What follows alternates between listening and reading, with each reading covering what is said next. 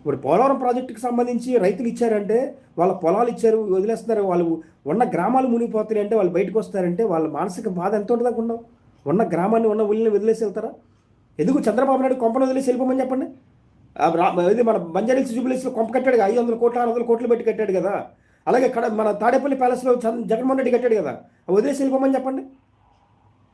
వీళ్ళ ఆస్తులు మాత్రం మిద్దెలు మాత్రం కోట్ల రూపాయలతో విలాసవంతంగా బతకాలా, ఎక్కడ పడితే అక్కడ 100 కోట్ల రూపాయల వ్యాపారాలు చేసుకోవాలా. సగటు సామాన్యుడు వాడి కష్టంతో ఏదో రెక్కల కష్టంతో మీరు ఇచ్చినా ఇవ్వకపోయినా ఆడు బతుకుతుంటే కూడా వాళ్ళ అభివృద్ధి పేరని చెప్పి దాని పొలాలు కూడా లాక్కొని వాడి జీవితాలు నాశనం చేస్తారు. ఇంతవరకు ఆ రైతులకి చేయాల, ఇంతవరకు ఆ పోలవరం ప్రాజెక్ట్ రైతులకి ఇంతవరకు కూడా వాళ్ళకి ఉపాధి ఏమి ఇవ్వాలి, అమౌంట్ ఇవ్వాల. ఇంకా ఎంతమంది బాధపడుతున్నారు వాళ్ళు. ఇవన్నీ కూడా ఎంతకాలం చీటింగ్ చేస్తారు. అమరావతి ప్రాంతంలో చెప్పి ఎంతకాలం చీటింగ్ చేస్తారు. ఎయిర్పోర్ట్లు సరిపోవట్లేదంట. మీ ఇంటి మీద ఎయిర్పోర్ట్ పెట్ట